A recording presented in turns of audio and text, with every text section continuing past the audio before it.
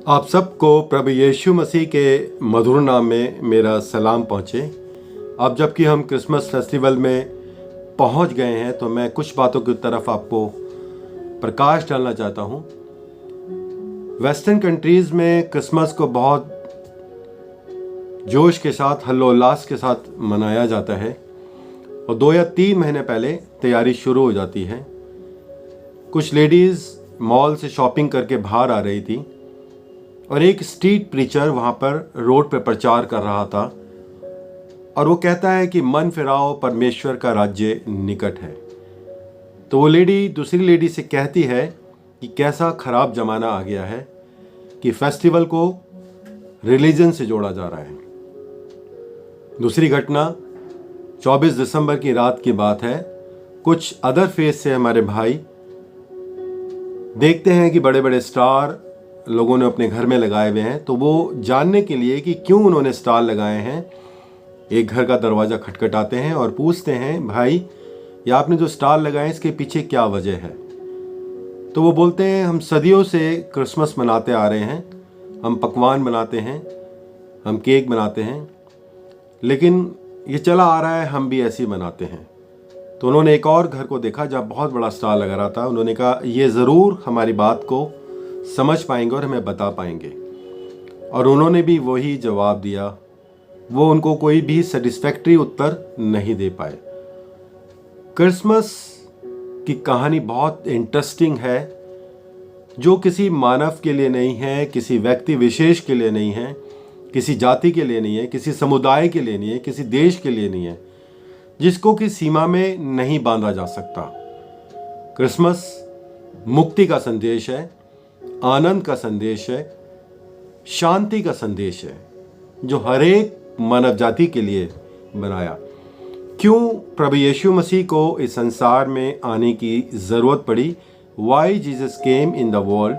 क्या हमारे संसार की हालत थी? यदि हम ये नहीं जान पाएंगे तो ये क्रिसमस हमारे लिए एक फेस्टिवल, एक सेलिब्रेशन बन के रह जाएगा। तो आइए इन बातों को जानें। बाइबल की जो पहली किताब है, उत्पत्ति की किताब, उसमें जब परमेश्वर ने सृष्टि की रचना करी तो वहाँ पे उसने सब कुछ अद्भुत बनाया, बहुत खूबसूरत तरीके से बनाया। इंसान को बनाने से पहले उसने वो सारी चीज़ों का निर्माण किया जो इंसान के लिए ज़रूरी थी। उसने वनस्पति बनाए, उसने पेड़ पौधे बनाए, उसने जीव जंतु बनाए, और उसके पश्चात उसने इंसान को बनाया।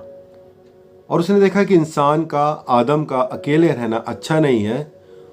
उसने उसका कंपेनियन बनाया, हवा, और उनको सारी आशीषें दी, हर एक बात पर उनका अधिकार दिया। और सबसे बड़ी जो आशीष थी उनके लिए यह आशीष थी कि परमेश्वर रोज़ शाम को उनके साथ आराधना करने के लिए आया करता था। हर एक बात पर उनका अधिकार था। लेकिन परमेश्वर से अचानक उनकी दूरी हुई। उनके मन में बहकावे में आकर उन्होंने जिस बात के लिए परमेश्वर ने मना किया था कि सारे फल खा सकते हो, लेकिन एक जो पेड़, सेब का पेड़ है, इसका तुम फल नहीं खाना, और उन्होंने आज्ञा का उल्लंघन किया और उन्होंने उसी पेड़ को खाया, के फल को खाया। अनाज्ञाकारिता की वजह से परमेश्वर और इंसान के बीच में एक दूरी आ गई, पाप के रूप में। यदि उसी समय आदम और हव्वा पश्चाताप करके माफ़ी मांग लेते तो बात कुछ और हो सकती थी, लेकिन उन्होंने माफ़ी नहीं मांगी। जहाँ पर हम देखते हैं आनंद का माहौल है, शांति का माहौल है, मुक्ति का माहौल है, दुख नहीं है, बीमारी नहीं है, क्रोध नहीं है, पर जैसे ही परमेश्वर की आज्ञा का उल्लंघन किया तो वहाँ दुख भी आ गया है, वहाँ बीमारी भी आ गई है, वहाँ पे अशांति भी आ गई है। और फिर जो संगति परमेश्वर के साथ रोज़ इंसान की हुआ करती थी, क्योंकि हमारा परमेश्वर पवित्र परमेश्वर है, अपवित्रता के साथ उसका कोई संबंध नहीं है। वो अपवित्र लोगों के साथ ना निवास करता है, ना उसके साथ संगति करता है। मनुष्य जो है वो चाहता था कि फिर से वो संगति को जोड़े। पाप की वजह से जो छोटी सी झिर्री बनी थी और समय के साथ साथ वो बढ़ती चली गई, एक बड़ी खाई के रूप में बन गई। एक तरफ परमेश्वर है, एक तरफ मनुष्य है। मनुष्य वो फिर से आनंद को प्राप्त करना चाहता है, उस संगति को प्राप्त करना चाहता है, उस मुक्ति को प्राप्त करना चाहता है, और इसलिए वो तरह तरह की कोशिशें कर रहा है। वो यज्ञ कर रहा है, वो तपस्या कर रहा है, वो दान और पुण्य कर रहा है कि किसी तरीके से फिर से परमेश्वर के साथ वो संगति कर पाए, वो संबंध बन पाए। लेकिन इंसान की ये सारी कोशिशें जो है वो असफल है। मनुष्य के सामने एक बहुत बड़ा प्रश्न है उस समय कि कैसे फिर से उस संगति को वो हासिल करे। यशाया बतलाते हैं कि मनुष्य जो है वो बलिदान भी करता है, दान पुण्य भी करता है, तपस्या भी करता है, लेकिन उसकी परमेश्वर से दूरी है, उसकी आत्मा भटक रही है। परमेश्वर क्योंकि दयालु परमेश्वर है, उसने मनुष्य की दशा को देखा और उसने कहा ठीक है, मैं तुम्हारे लिए इंतज़ाम करता हूँ। और उसने बलियों का इंतज़ाम किया कि तुम इस पशु की बलि करोगे, इस पक्षी की बलि करोगे तो तुम्हारे ये वाले पाप क्षमा हो जाएंगे। लेकिन यशाया बताते हैं कि कैसी विडंबना है कि मनुष्य पाप भी करता, बलिदान भी करता, और फिर से पाप करता, बलिदान करता। और ये सिलसिला जो है लगातार चला जा रहा था, बहुत लंबे समय तक चला जा रहा था। पौलुस रोमियो की किताब में लिखते हैं कि जो मैं भले काम करना चाहता हूँ वो मुझसे हो नहीं पाते, और जो मैं बुरे काम नहीं करना चाहता वो मुझसे हो जाते हैं। एक परमेश्वर का जन इस बात को कह रहा है। इसके समानांतर यदि आज के परिप्रेक्ष्य में हम देखें अपने आप को, तो हम भी, हमारे मनों में अच्छे काम करने की भावना होती है लेकिन हम नहीं कर पाते। हम किसी का बुरा नहीं करना चाहते लेकिन हो जाता है। क्यों? क्योंकि फर्स्ट कपल के द्वारा जो अनआज्ञाकारिता की वजह से जो पाप का अंश है वो हमारे अंदर भी आ गया है। क्योंकि परमेश्वर प्रेम करने वाला परमेश्वर है, वो दया करने वाला परमेश्वर है।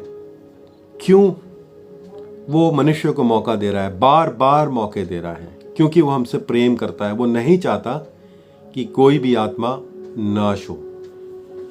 क्यों मनुष्य इतना लाचार है उस समय भी और आज भी, कि वो परमेश्वर से संगति नहीं कर पा रहा है। परमेश्वर का प्रेम अद्भुत है। वो सब कुछ अपना लुटाकर मनुष्य जाति को बचाना चाहता है। आदम और हव्वा को भी वो चाहता था कि बचे। अब्राहम और सारा को उसने बुढ़ापे में संतान की आशीष दी इसहाक के रूप में, और जब परमेश्वर ने उनसे उसका बलिदान मांगा तो वो सहर्ष देने के लिए तैयार हो गया। लेकिन परमेश्वर ने अब्राहम के बेटे इसहाक का बलिदान नहीं लिया, क्योंकि वो जानता था कि अब्राहम और सारा निराश हो जाएंगे। लेकिन जब पूरे संसार में की दशा खराब हो गई, कोई उपाय नज़र नहीं आ रहा था, ऐसे में उसने अपने इकलौते पुत्र प्रभु यीशु मसीह को इस संसार में भेजा, ताकि उसके कोड़े खाने के द्वारा, उसके मार खाने के द्वारा हमारे रोग चंगे हों, हमारे पाप क्षमा हों, और उस पर विश्वास करने के द्वारा हमारा उद्धार हो। कितना अद्भुत प्रेम है परमेश्वर का।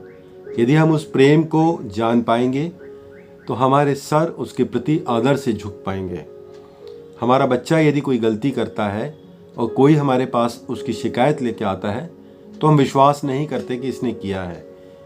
लेकिन हमारा परमेश्वर ऐसा नहीं है। वो जानता है कि मेरे बेटे ने, मेरी बेटी ने गलती करी है, और गलती करी है तो सज़ा भी मिलनी चाहिए, क्योंकि ये हमारे देश का संविधान भी है, नियम भी है, और परमेश्वर की व्यवस्था के अनुसार भी ऐसा ही होता था। अब क्योंकि गलती करी है तो सज़ा तो मिलेगी, लेकिन उस सज़ा को जो हमें मिलनी चाहिए थी, हमारे बदले प्रभु यीशु मसीह ने अपनी पीठ पर ले ली है। उस सज़ा को हम झेल नहीं सकते थे।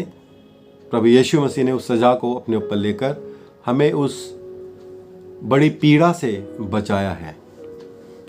परमेश्वर जो है वो पाप को अनदेखा नहीं करता। वो ये नहीं कहता कि तू मेरा बेटा है, तू पाप किए जा, मैं तुझसे पीठ मोड़ लूँगा, लेकिन वो कहता है कि मैं तेरे पाप को क्षमा करूँगा, तेरा उपाय करूँगा। वो इंसान से प्रेम करता है लेकिन पाप से नहीं। वो चाहता है कि हमारे अंदर ये जो पाप का अंश है ये दूर हो जाए। तो हम एक बहुत अच्छी उसके निर्माण हैं, हम एक उसकी बहुत अच्छी रचना है। वो हमारे जीवन को बचाना चाहता है। जैसे कि अभी हमने लूका उसका 2 अध्याय में पढ़ा, फरिश्तों ने जब आकर के गरड़ियों को कहा डरो मत, क्योंकि मलाकी और मती के बीच में 430 वर्ष का अंतराल है जो पीरियड ऑफ साइलेंस कहलाता है। और उस समय ना परमेश्वर ने ना उसके नबियों ने किसी से बात करी, और अचानक स्वर्गदूत आकर गरुड़ियों से बात करते हैं तो वो डर जाते हैं। आज भी हम लोग डरे हुए हैं, सहमे में हैं। हमारे संसार की हालत को देखकर हमारी कहीं जॉब ना चले जाए, हमें कोई बीमारी ना लग जाए, हमें कहीं मृत्यु ना आ जाए, हमारे किसी प्रियजन को कुछ ना हो जाए। लेकिन परमेश्वर कहता है कि डरो मत, क्योंकि जैसे यशायाह ने कहा था कि तुम्हारे लिए एक कुमारी गर्भवती होगी और वो पुत्र को जनेगी और उसका नाम इमैनुअल रखा जाएगा, जो तुम्हारा उद्धार करता होगा। तो वहाँ लिखा है कि तुम्हारे लिए आज एक उद्धार करता जमना है। वो जब हम अपने कामों से उद्धार को नहीं पा सकते, हमारे अच्छे काम, हमारी लियाकत, हमारी काबिलियत, हमारे धार्मिक काम, सब कुछ परमेश्वर की दृष्टि में फटे हुए चिथड़ों के समान है।